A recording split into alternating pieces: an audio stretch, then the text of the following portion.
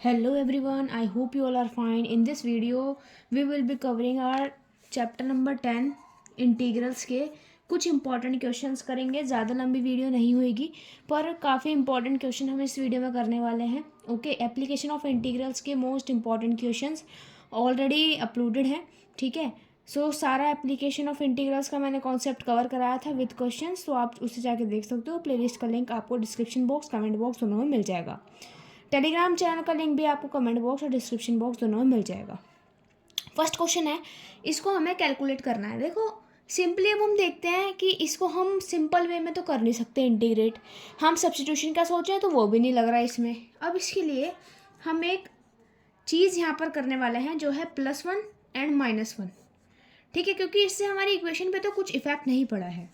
Okay, तो x+1 हमारा रहेगा ऐसा ही. अब देखो यहाँ पे इन दोनों को देखेंगे तो इन दोनों में a³ + b³ की आइडेंटिटी बनी है. तो a³ + b³ का आइडेंटिटी क्या होती है? a + b, a² + b² - ab. Okay, and taking this -1 upon x+1 apart from this part. Okay, so हम यहाँ पर इस तरीके से इसको अलग से लिख रहे हैं. इसका भी dx होगा एंड इसका भी dx. ओके, इससे ये कैंसिल हो गया. अब हम सिंपली इसको सॉल्व कर सकते हैं. x² + 1 - x इसका होल का इंटीग्रल -1 अपॉन x+1 इस होल का इंटीग्रल. ठीक है, इसको अगर हम सॉल्व करेंगे तो x³/3 + x - x²/2. ठीक है, इसको अगर हम सॉल्व करेंगे तो आ जाएगा ln x+1 plus constant term जो आपका काफ़ी इंपॉर्टेंट है. तो this is all about your answer. तो काफ़ी इम्पॉर्टेंट क्वेश्चन आपका है ये. ठीक है, थोड़ा ट्रिकी शुरुआत में, बस एक स्टेप पे लगेगा, बाकी ये आपका बिल्कुल एकदम बढ़िया हो जाएगा. Okay, now coming to our second question जो आपसे पूछा जा सकता है. सेकेंड क्वेश्चन आपका किस तरीके का पूछा जा सकता है? सपोज आपको गिवन है f' आपको गिवन है 1/2 माइनस का 2x एंड आपको f at the initial value उसकी वैल्यू गिवन है 1/2. ठीक है, एंड आपको निकालना है यहाँ पर fx क्या होगा. इस तरीके के क्वेश्चन आपसे पूछे जा सकते हैं. सो इस तरीके के क्वेश्चन को करने का जो प्रोसीजर रहता है, सबसे पहले जो आपका f' है, देखो आप किसी भी फंक्शन का डेरिवेटिव करते हो तो आप f' लिखते हो, एंड डेरिवेटिव का अगर आप इंटीग्रेशन करते हो तो आप दोबारा उस फंक्शन को पा सकते हो, because integration is the process of our anti derivative. अगर हम किसी डेरिवेटिव फंक्शन का अगर हम इंटीग्रेशन करें तो हमको दोबारा से वही फंक्शन मिल जाता है जिसका हमने पहले डेरिवेटिव करा था. सो यहाँ पर अगर हमें डेरिवेटिव हुआ एक फंक्शन है जिसको हमें यहाँ पर डेरिवेटिव गिवन है. अगर मैं इसका यहाँ पर इंटीग्रेशन लूँ, इंटीग्रेशन अगर हम यहाँ पे इसका ले लेंगे तो ये हो जाएगा आपका 1/2 माइनस का 2x. ये हम किसके रिस्पेक्ट में कर रहे हैं? dx के रिस्पेक्ट में. ये चीज़ लिखना बहुत इंपॉर्टेंट है. ठीक है, नहीं तो हमें ये पता नहीं लग पाएगा कि हम किस वेरिएबल के उसमें रिस्पेक्ट में हम एक पर्टिकुलर फंक्शन को डिफरेंशिएट कर रहे हैं. So we are differentiating this function with respect to our variable x. So ठीक है, तो अगर हम इसको करेंगे तो हो जाएगा x/2 - 2 x²/2. तो ये आपका हो जाएगा कैंसिल. तो x/2 - x² प्लस का c, ये आपका आएगा इंटीग्रेशन, एंड ये आपका क्या है? fx. ठीक है, क्योंकि f' का अगर हम क्या करेंगे इंटीग्रेशन करेंगे तो क्या आता है? fx आता है. ठीक है, अब आपको एक चीज़ और गिवन है कि f की वैल्यू 0 पर 1/2 है. मतलब अगर मैं इस पूरे फंक्शन में x की जगह 0 इनपुट में अगर 0 पुट करूँ तो मेरा आउटपुट 1/2 आ रहा है. तो आउटपुट हमारा 1/2 आ रहा है. अगर मैं इनपुट्स की जगह क्या रखूँ? 0. तो 0 + c की वैल्यू आ गई आपकी 1/2. अब इस c की वैल्यू को, ये तो था आपका जनरल सॉल्यूशन, ठीक है, बाय इंटीग्रेशन. सो अगर आप इस जनरल सॉल्यूशन को पर्टिकुलर सॉल्यूशन में करना चाहते हो, so you have to put the value of the c in it, and that we have found out. So हम उसको पुट कर रहे हैं तो हो जाएगा x/2 - x² + 1/2. सो ये हो गया आपका फंक्शन fx जो हमें निकालना था. सो आई होप आपको ये चीज़ समझ आई होगी. We have covered our 2 questions. जिस तरीके के क्वेश्चन आपके पूछे जा सकते हैं. तो एक क्वेश्चन और कवर करते हैं. क्वेश्चन में आपको गिवन है कि आपको मार्जिनल कॉस्ट गिवन है ऑफ प्रोड्यूसिंग x यूनिट्स को प्रोड्यूस करने की आपकी मार्जिनल कॉस्ट गिवन है by the function c' 3x + 4. ठीक है, एंड आपकी जो फिक्स्ड कॉस्ट गिवन है वो कितनी है? 40. तो हमें क्या निकालना है? Cost function which can be represented bye cx. ठीक है, ये हमें निकालना है. तो मार्जिनल कॉस्ट का फंक्शन आपको गिवन है. ओके, सो कॉस्ट फंक्शन का फॉर्मूला क्या होता है? देखो कॉस्ट फंक्शन जो है वो आपका fixed cost plus variable cost is equal to total cost, यही होता है. ठीक है, माइक्रो में भी पढ़ा होगा आपने। सो फिक्स्ड कॉस्ट तो आपको गिवन है 40, ओके, बट इसका अभी हम यूज़ नहीं कर रहे हैं क्योंकि we have to represent this solution in the mathematical terms. We are not doing our micro economics, we have to represent this solution in the mathematical terms, okay, by using our economical knowledge we have to represent this in mathematical term, okay। so हमें क्या करेंगे, सबसे पहले हमें c dash x हमारा marginal cost का function given है, ठीक है। अगर हम इन दोनों साइड इंटीग्रेशन लेंगे तो ये हो जाएगा सी एक्स, ठीक है, एंड ये हो जाएगा 3x² प्लस का 4x because we are differentiating this whole function with respect to x, so we are writing here dx, okay, and plus our constant term. Okay, I have denoted here the constant term with a capital C because here I have used the small c letter for denoting the cost function.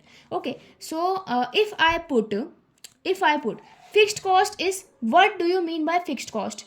The cost which occurred even our production is 0. Okay, so we are denoting this like this. Even our units produced are 0 but still we are accruing our 40 rupees cost. Okay, so हम उसको क्या कर सकते हैं कि हम cost function में अगर अपनी इनपुट को 0 रख रहे हैं तो ये पूरा हो जाएगा 0 + 0, तो हमारा जो आउटपुट आ रहा है एज अ कॉस्ट वो हमारा क्या लग रहा है, 40 लग रहा है। Means our C value can be represented by 40। Okay, now we can represent our cost function in a particular form which can be written like this, 3x² plus का 4x plus 40. So this is your cost function and this type of question are generally asked. This paper of yours is newly introduced paper in this semester. Previously it was replaced by statistical methods for economics which you already studied in last year, but हमें इस time पर advance MME यहाँ पे पढ़ना पड़ रहा है क्योंकि ये नया इंट्रोड्यूस सब्जेक्ट है according to NEP. Okay, so this was the type of the indefinite integrals and how we found out the particular or the general solution for according to the c values we have learned here. Okay, so now moving to the definite integrals question. This is our question, we have to evaluate this integral. So we are seeing here two types of variables x and t, and our limits is in the form of t and our function is in the form of x. Okay, now we have to convert the whole function in the form of t, means our answer should be in the form of t because our limits are in the form of t, and at last in the form of definite integrals we have to put our limits in the integrated function. Okay, so if I try to solve this question normally, then I won't be able to solve this. I have to use a particular type of formula which is also called Leibniz formula. Leibniz formula, ठीक है। सो वो एक mathematician के नाम पर यहाँ पर रखा गया है लिबनिज फार्मूला। सो उसका फार्मूला हमारा क्या होता है, देखो ये होता है आपका क्या b, ये होता है आपका a, तो ये चूंकि t के फंक्शंस हैं तो इसको हम लिख देंगे bt, इसको लिख देंगे at, lower limit at, upper limit bt। Okay, so start करेंगे। सबसे पहले at आपका क्या है, -t आपको गिवन है, bt आपको क्या गिवन है, t। ओके, अब फॉर्मूला क्या बनेगा, अगर मैं फंक्शन में, इस पूरे फंक्शन में bt की फॉर्म को रखूं एंड उसको गुणा कर दूं b.t से, means integration of b with respect to t, sorry derivative of b with respect to t and minus this f(a)t into a-t.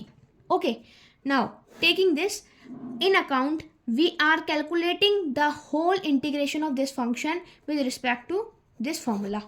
Okay, तो हम सबसे पहले bt की वैल्यू को इस पूरे फंक्शन में पुट करेंगे। bt की वैल्यू क्या है, t, तो t यहाँ पर पुट करेंगे, ये होगा आपका t⁴ + 1, ओके, इंटू bt क्या है 1, ठीक है, माइनस at की वैल्यू को रखेंगे, इसमें क्या होगा हमारा 1/√t⁴ + 1 इंटू a', क्या है -1, तो -1, ठीक है, तो माइनस माइनस प्लस, ये हो जाएगा 1/t⁴ + 1 plus 1/t⁴ + 1 and that will be equal to our 2/t⁴ + 1 and this is the integration जो हमें शॉर्ट फॉर्म में लिबनिज फार्मूला के इस्तेमाल से हमें यहाँ पर मिला। सो आपको इस क्वेश्चन में क्या ध्यान रखना है कि जब भी कोई भी इस टाइप का क्वेश्चन आपको आए, ऐसा कुछ क्वेश्चन दिखे जिसमें दो टाइप के वेरिएबल इस तरीके से यूज़ हो रहे हैं कि एक टाइप का वेरिएबल के रिस्पेक्ट में आपको डिफरेंशिएट करना है एंड एक टाइप के वेरिएबल की फॉर्म में आपको लिमिट के इंटरवल्स दिए हुए हैं, so you have to solve it like this. Okay, so I hope कि आपको ये चीज़ समझ में आई होगी। Okay, now we are ending our video with the last question, important question. ठीक है, ऐसा नहीं है कि ये सारे क्वेश्चन काफ़ी डिफिकल्ट हैं, ये बस एक डिफरेंट टाइप के हैं। हर एक क्वेश्चन अपना अलग टाइप होल्ड करता है एंड अब हर एक क्वेश्चन की अपनी अलग खास बात है।